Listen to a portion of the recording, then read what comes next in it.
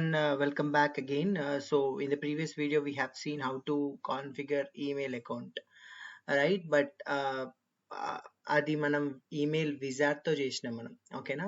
కానీ మనం ఇప్పుడు ఏం చేయాలి అంటే మాన్యువల్గా క్రియేట్ ఎలా చేస్తారు అని అడుగుతారనమాట. So how do you create manually an email account? So అది ఎలా చేస్తాం? యాక్చువల్గా అంతకుముందు క్రియేట్ చేసింది ఏమైనా మనకి వార్నింగ్స్ ఇస్తుందా అలాంటిది కూడా చూసుకోవాలి మనం, ఓకేనా? సో బికాజ్ ఎప్పుడైనా మనం గార్డెడ్ వార్నింగ్ చూసుకోవాలి కదా. సో అలా గార్డెడ్ వార్నింగ్స్ లేకుండా ఉండడానికి చూడాలి. సో అది చూడాలంటే ఫస్ట్ ఆఫ్ ఆల్ మనం ఇక్కడ ఈమెయిల్ అకౌంట్ ఏదైతే క్రియేట్ చేసినామో దాని బ్యాక్ ఎండ్ ఒక రూల్ క్రియేట్ అవుతుంది. ఆ రూల్ ఎలా ఉంటుందో చూడాలి. సో ఆ రూల్ ఎలా ఉంటుందో చూడాలంటే రికార్డ్స్ ఎక్స్ప్లోరర్కి వెళ్ళాలి. So go to records explorer ఇక్కడికి. సో ఇందులో అకౌంట్ ఇంటిగ్రేషన్ రిసోర్సెస్ అని ఉంటుంది. ఇంటిగ్రేషన్ రిసోర్స్ ఎక్స్పాండ్ చేస్తే మనకి ఈమెయిల్ అకౌంట్ అని ఉంటుంది. సో మనం ఇప్పుడు క్రియేట్ చేసిన ఈమెయిల్ అకౌంట్ ఏదైనా ఉందో అది ఇక్కడ కనబడుతుంది. సో ఇది మనం ఈమెయిల్ అకౌంట్ క్రియేట్ చేసాం. ఇది ఓపెన్ చేస్తే మీకు తెలుస్తుంది ఇక్కడ మనకి ఈ రికార్డ్కి సివియర్ వార్నింగ్స్ ఉన్నాయి. ఇక్కడ మనకి 4 సివియర్ ఆర్ మోడరేట్ వార్నింగ్స్ ఉన్నాయి. సో దాని మీనింగ్ ఏంటంటే మీరు ఎప్పుడైనా ఈమెయిల్ అడ్రస్ మీరు ఇక్కడ ఇస్తున్న ఈమెయిల్ అడ్రస్ కానీ ఎస్ఎంటీ పోర్ట్ అడ్రస్ కానీ ఇవన్నీ ఇస్తున్నారు కదా, ఇవి ఎప్పటికి కూడా మీరు మాన్యువల్గా ఇవ్వకూడదు. మాన్యువల్గా ఇవ్వద్దు, ఎర్రర్ వస్తుంది అని చెప్పడానికి చెప్తుంది అనమాట ఇది. ఓకే, సో మరి ఏం చేయాలి? దానికి ఏం చేయాలంటే మీరు అప్లికేషన్ సెట్టింగ్స్ చూడాలి. అప్లికేషన్ సెట్టింగ్స్ వాడాలి మనం. అసలు ఈ అప్లికేషన్ సెట్టింగ్స్ అంటే ఏంటి? జనరల్గా మనం ఒక అప్లికేషన్ క్రియేట్ చేస్తుంటే ఆ అప్లికేషన్ అనేది ఒక ఎన్విరాన్మెంట్ నుంచి ఇంకో ఎన్విరాన్మెంట్కి అలా వెళ్తుందన్నమాట. స్టేజింగ్ నుంచి క్యూఏకి, క్యూఏ నుంచి ప్రొడక్షన్కి ఇలా వెళ్తుందన్నమాట. సో వెళ్తున్నప్పుడు ఏమవుతుందంటే ఒక ఎన్విరాన్మెంట్లో ఉన్న వాల్యూస్ ఇంకో ఎన్విరాన్మెంట్లో ఉండకపోవచ్చు.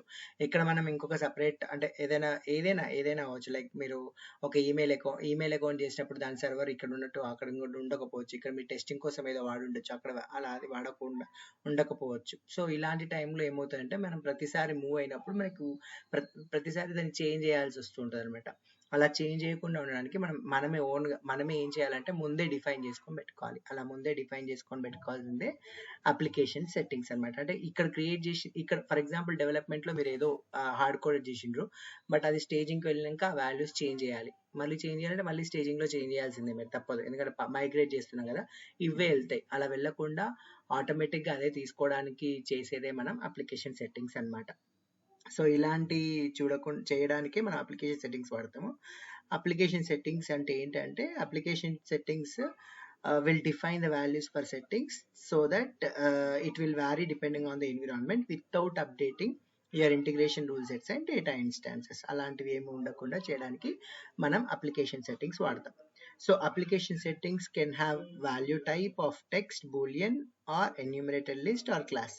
ఇందులో ఏదైనా ఉండొచ్చు, ఇవేమైనా యూజ్ చేయొచ్చు. మరి అప్లికేషన్ సెట్టింగ్స్కి మనం ఏం వాడతాము అంటే మన దగ్గర ఒక డేటా పేజ్ ఉంది. ఆ డేటా పేజ్ ఆ వాల్యూస్ యూజ్ చేసుకుంటుంది. ఆ డేటా పేజ్ పేరు ఏంటంటే d_px get application setting values. So దీనికి మనం అప్లికేషన్ సెట్టింగ్స్ వాల్యూస్ క్రియేట్ చేసుకొని ఈ డేటా పేజ్ తోటి కాల్ చేయాలి. సో ఇట్లా కాల్ చేస్తే ఏమవుతుందంటే మనకు ఆ వార్నింగ్స్ అనేవి పోతాయి అనమాట. సో ఇది ఎలా చేయాలో చూద్దాం. ఆ డేటా పేజ్ ఏంటి? d_px get application setting మనం. సో ఇదే డేటా పేజ్. ఈ డేటా పేజ్ తోటి మనం కాల్ చేయాలి. అంటే అప్లికేషన్ సెట్టింగ్స్ అనే రూల్లో మనం ఫస్ట్ క్రియేట్ చేసుకుందాము. ఏదైతే వాల్యూ అనుకుంటున్నామో ఆ వాల్యూస్ క్రియేట్ చేసుకొని పెట్టుకుంటే ఈ డేటా పేజ్ తోటి మనం కాల్ చేయాలి. సో డైనమిక్గా రిఫర్ చేస్తున్నాం అనమాట.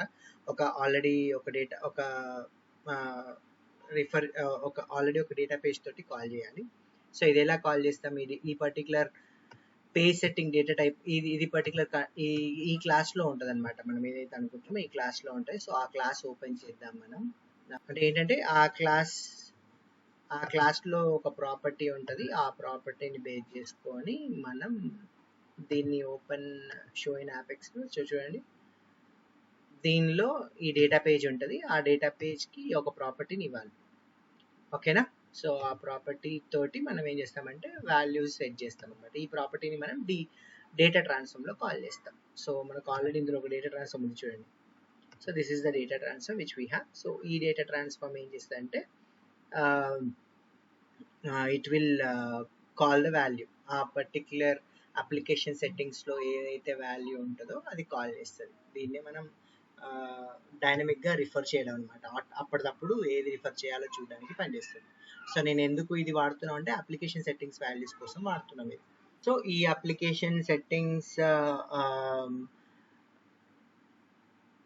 డేటా పేజ్ తోటి మనం వాల్యూస్ తెచ్చుకుంటాం. సో అది వాల్యూస్ తెచ్చుకోవాలంటే ఫస్ట్ మనం అప్లికేషన్ సెట్టింగ్ రూల్ ఓపెన్ చేయాలి. ఓకేనా?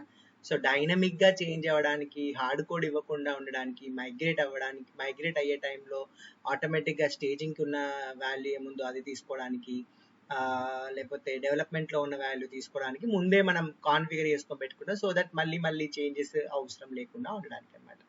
సో ఎలా చేస్తాం? రికార్డ్స్లోకి వెళ్ళండి. రికార్డ్స్కి వెళ్తే సిస్ అడ్మిన్కి వెళ్తే మీకు అక్కడ అప్లికేషన్ సెట్టింగ్స్ అని ఉంటుంది. So this is what application settings. So ఒక అప్లికేషన్ సెట్టింగ్స్ రూల్ క్రియేట్ చేయాలంటే మీకు ఓనింగ్ రూల్ సెట్ కావాలి, దాన్ని సెట్టింగ్ పర్పస్ కావాలన్నమాట. సో మనం ఏం చేద్దాం, ఇప్పుడు ఒక అప్లికేషన్ సెట్టింగ్స్ క్రియేట్ చేద్దాం. ఎలా క్రియేట్ చేయాలి? సో చెప్పాను కదా, అప్లికేషన్ సెట్టింగ్స్కి వెళ్ళి క్రియేట్ అనండి. దాని ఓనింగ్ రూల్ సెట్ లేబుల్ ఏంటి, ఇది ఎందుకు, ఇది ఈమెయిల్ ఐడి కోసం మనం. ఓకేనా? ఓనింగ్ రూల్ సెట్ వచ్చేసి ఆన్లైన్ స్టోర్, మనం ఆన్లైన్ స్టోర్లో రాస్తున్నాం కాబట్టి ఓకే, ఆన్లైన్ స్టోర్ క్రియేట్ అండి. ఇది అన్నమాట. ఇది ఇలా ఉంటుంది అప్లికేషన్ సెట్టింగ్స్. కేటగిరీ అంటే మనం ముందే ఇంటిగ్రేషన్స్ కి సంబంధించింది అయితే ఇంటిగ్రేషన్స్ లోకి, లేకపోతే ఏదైనా వేరే ఇంకేదైనా సెట్టింగ్స్ కేటగిరీ అయితే ఆ కేటగిరీకి, ఏదైనా యూజర్ ఇంటర్ఫేస్ లోపల వాల్యూస్ కి ఆటోమేటిక్గా రావాలంటే యూఐ అని చెప్పేసి కేటగిరీస్ మనం క్రియేట్ చేసుకొని పెట్టుకోవాలి. మీకు ఈ రిపోర్ట్ డెఫినేషన్ లో కేటగిరీ ఉంటుంది, అది క్రియేట్ చేసుకుంటే ఆటోమేటిక్గా మీకు ఇక్కడ వాల్యూ వచ్చేస్తాయి అనమాట. నేను చెప్పినట్టు అప్లికేషన్ సెట్టింగ్స్లో ఏముంటుంది, వాల్యూ టైప్స్ ఇవి ఉంటాయి అనమాట. సో మనం స్ట్రింగే వాడుకున్నాం, ఎందుకంటే నా ఈమెయిల్ ఐడి వచ్చేసి స్ట్రింగే కాబట్టి. సో మనం ప్రొడక్షన్లో ఏ ఈమెయిల్ వాడుతున్నామో ఆ ఈమెయిల్ ఐడి, అలాగే స్టేజింగ్లో ఏ ఈమెయిల్ ఐడి వాడుతున్నాం. So based on the application value మీకు అందులో ఏది ఉందో ఆ నెంబర్ తీసుకొని అందులో నుంచి ఈ పర్టిక్యులర్ దాన్ని తీసుకుంటుంది అనమాట. నువ్వు వేరే ఏది ఇచ్చినా సరే, ఇక్కడ వేరే ఇద్దాం, శాండ్ బాక్స్కి వేరే ఇద్దాం అంటే ఇది తీసుకోమని. ఓకే, నేను ఇది తీసుకోమని చెప్తున్నాను. డెవలప్మెంట్కి అయితే ఇది తీసుకోమని చెప్తున్నాను అనమాట. ఓకే, సో సేవ్ చేయండి. సో ఇది మన అప్లికేషన్ సెట్టింగ్స్ క్రియేట్ చేసుకున్నాం. సో ఇప్పుడు ఈ అప్లికేషన్ సెట్టింగ్ ద్వారా మనం ఈ వాల్యూని రిట్రీవ్ చేయాలి. డెవలప్మెంట్లో ఉంటే డెవలప్మెంట్ వాల్యూ ఏది ఉంటే అది తీసుకొని రిట్రీవ్ చేయాలి. మరి ఇది డెవలప్మెంట్లో ఉందా లేకపోతే ఎక్కడ ఉందా అని తెలుసుకోవాలంటే మీరు క్లిప్బోర్డ్కి వెళ్తే మీ అప్లికేషన్ సెట్టింగ్స్ అన్ని కూడా ఎక్కడ ఉంటాయి, ఈ సిస్టమ్ పేజెస్ లో ఉంటాయి. మీరు క్లిప్బోర్డ్ లో వెళ్తే మీ సిస్టమ్ పేజెస్ లో పిఎక్స్ ప్రాసెస్ అనే పేజ్ ఉంటుంది. ఆ పిఎక్స్ ప్రాసెస్ లో చూస్తే మీ ప్రొడక్షన్ లెవెల్ ఏంటో తెలిసిపోతుంది. ప్రొడక్షన్ లెవెల్ ఏంటి, 2 అంటే డెవలప్మెంట్ లో ఉంది. సో డెవలప్మెంట్ లో ఉన్న ఈమెయిల్ ఐడి ఏదైతే ఉందో దాన్ని మనం తీసుకుంటాం అనమాట. సో ఇట్లా అప్లికేషన్ సెట్టింగ్స్ మనం వాడచ్చు. ఇంకే ఒక్కొక్క ఎన్విరాన్మెంట్ కి ఒక్కొక్క ఈమెయిల్ ఐడి ఇచ్చి వాడచ్చు. సేవ్ చేస్తాను. ఇది వాడదాం ఇప్పుడు మనం. సో ఇది వాడాలంటే మనం ఎక్కడ వాడాలి? First of all email account create చేయాలి కదా. సో నేను చెప్పాను కదా ఆల్రెడీ, ఈమెయిల్ అకౌంట్ క్రియేట్ చేసినప్పుడు మీకు ఏమవుతుంది, ఇక్కడ you got some severe warnings కదా. సో రివ్యూ అండ్ ఎడిట్ అని చూస్తే మీకు అన్ని కూడా వార్నింగ్స్ వచ్చినాయి చూడండి. యూజ్ అప్లికేషన్ సెట్టింగ్స్ వాడమని చెప్పేసి వార్నింగ్స్ వచ్చాయి. ఓకే, మీరు దీన్ని వాడచ్చు. ఓకే, అంటే క్రియేట్ చేయొచ్చు అప్లికేషన్ సెట్టింగ్స్. సో మనం అప్లికేషన్ సెట్టింగ్స్ని క్రియేట్ చేద్దాం. సో ఇది మన డేటా పేజ్తో యూజ్ చేయాలి. ఇది ఓటీబీ డేటా పేజ్ ఆల్రెడీ ఇచ్చినాడు. సో ఎట్లా క్రియేట్ చేద్దాం? ఫస్ట్ ఆఫ్ ఆల్ మనం మాన్యువల్గా అకౌంట్ ఎలా క్రియేట్ చేయాలో చూడాలి. ఓకే, సో నేను ఏం చేస్తాను, ఈ ఉన్నదాన్నే డిలీట్ చేస్తాను. నేను మళ్ళీ ఇదే క్రియేట్ చేస్తా instead of again and again doing. So already open అయింది కదా, నేను డిలీట్ చేసేస్తాను. మళ్ళీ క్రియేట్ చేస్తాను. నేను డిలీట్ చేస్తున్నా, ఇది మళ్ళీ క్రియేట్ చేస్తాను. ఓకే, సో ఎలా క్రియేట్, రికార్డ్స్ ఎక్స్ప్లోరర్కి వెళ్ళి ఇందులో మనకి ఇంటిగ్రేషన్ రిసోర్సెస్ ఉంటుంది కదా, అందులో వెళ్ళి ఈమెయిల్ అకౌంట్ అని ఉంటుంది. ఇందులో మనం క్రియేట్ చేయాలి. So let's click on create. So account name ఎప్పుడు కూడా ఏమని చెప్పాను, క్లాస్ గ్రూప్ ఇవ్వాలి అని చెప్పాను. సో మనకు దీని యొక్క క్లాస్ గ్రూప్ ఏంటి, ఇది. ఓకేనా? సో దీని క్లాస్ గ్రూప్ వచ్చేసి ఇది. సో ఇది నేను ఇచ్చేస్తాను, క్లాస్ గ్రూప్ ఇచ్చేసి క్రియేట్ అండ్ ఓపెన్. సేమ్ అది ఒకేలాగే ఉంటుంది, బట్ ఇక్కడ ఏంటంటే ఇక్కడ సేవ్ చేసిన వెంటనే టెస్ట్ కనెక్టివిటీ చేయొచ్చు. సో ఇది మన గూగుల్ అకౌంట్. సెండింగ్ ఎలా, ఎస్ఎంటిపి. ఈమెయిల్ అడ్రస్ ఏంటి, పెగా ఇచ్చేయచ్చు మనం. అదే కూడా ఇదే, నేను మళ్ళీ అదే క్రియేట్ చేసి చూపిస్తున్నాను మీకు. బట్ మీకు చూడండి వార్నింగ్స్ వచ్చినాయి. సో ఆ వార్నింగ్స్ని మనం చూడాలి. సక్సెస్ఫుల్ వస్తే అయ్యారు, ఇది సక్సెస్ఫుల్గా అయ్యింది మనకి. ఓకే, బట్ వార్నింగ్స్ వచ్చాయి, వార్నింగ్స్ తీసేయాలి.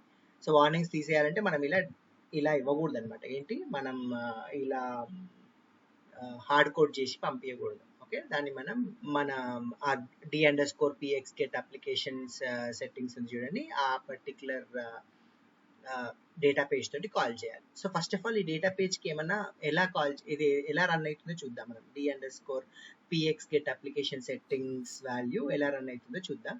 So action run. So action అనేప్పుడు చూడండి 2 అడుగుతుంది, ఓనింగ్ రూల్ సెట్, పర్పస్. మనం ఆల్రెడీ అప్లికేషన్ సెట్టింగ్స్ క్రియేట్ చేసినాం కదా, సో దాన్ని ఇచ్చేద్దాం ఇక్కడ. సో ఏంటది, ఆన్లైన్ స్టోర్. పర్పస్ వచ్చేసి నేను ఈమెయిల్ ఐడి అని ఇచ్చాను. అండి మనకు ఆన్సర్ వచ్చింది, సెట్టింగ్ వాల్యూ ఏమొచ్చింది, పెగాబైట్ అని వచ్చేసింది. సో ఈ వాల్యూని మనం అక్కడ కాల్ చేయాలి. సో ఈ వాల్యూని రావాలి అంటే మనం ఏం చేయాలి, డేటా పేజ్ని కాల్ చేయాలి. So instead of having this, ఏది మన అకౌంట్లో ఈ పేరు బదులు మనం దాన్ని రాయాలి. ఎలా రాయాలి, ఈక్వల్ టు అని రాసి d_, నాకు అదంతా గుర్తుండదు కాబట్టి నేను దీన్ని ఇక్కడ ఇట్లా కాపీ చేసేసుకుంటా. రాసి దీనికి ఊరికే ఉంటే డైరెక్ట్ మంచిగా ఇట్లా ఇట్లా డైరెక్ట్గా ఇలా కాల్ చేసి ఆ పీవై సెట్టింగ్ వాల్యూ కాల్ చేసుకోవచ్చు. ఊరికే లేదు ఇది, ఎందుకంటే దానికి పారామీటర్స్ ఉన్నాయి. సో మనం ఆ పారామీటర్స్ రాయాలంటే ఇలా స్క్వేర్ బ్రాకెట్స్లో రాస్తాం. పారామీటర్ పేరు ఏం పేరు, సో వీడికి వెళ్ళి చూద్దాము. పారామీటర్ ఏమో ఇది స్పెల్లింగ్స్ అన్ని కరెక్ట్గా ఉండాలి, లేకపోతే అది తిట్టేస్తుంది మనం. Okay, owning rule set. Owning rule set ఏంటి, డబుల్ కోట్స్లో ఆన్లైన్ స్టోర్, ఇదొకటి కామా, ఇంకొక పారామీటర్ ఉంది పర్పస్ అనేది. పర్పస్ ఏంటి, ఈమెయిల్. డాట్ ఏంటి, ప్రాపర్టీ వాల్యూ తెలుసుకోవాలంటే మనం ఇది property value py setting value. So అది డాట్ py సెట్టింగ్ ఇలా చేయాలి. ఇక్కడ 4 బదులు 3 వచ్చేసి సరే ఒక రివ్యూ అయింది. సేమ్ ఇది నేను ఇక్కడ కాల్ చేశాను, ఎందుకంటే ఈమెయిల్ అడ్రస్ ప్లస్ నా ఈ యూజర్ ఐడి 2 సేమే ఉన్నాయి కాబట్టి దీంతో ఒకసారి టెస్ట్ కనెక్టివ్ చేద్దాం, సక్సెస్ ఉంటుందో లేదో చూద్దాం. సక్సెస్ వచ్చేసింది. సో ఈ విధంగా మనం అప్లికేషన్ సెట్టింగ్స్ రాస్తాం. Okay, so yeah, this is how you do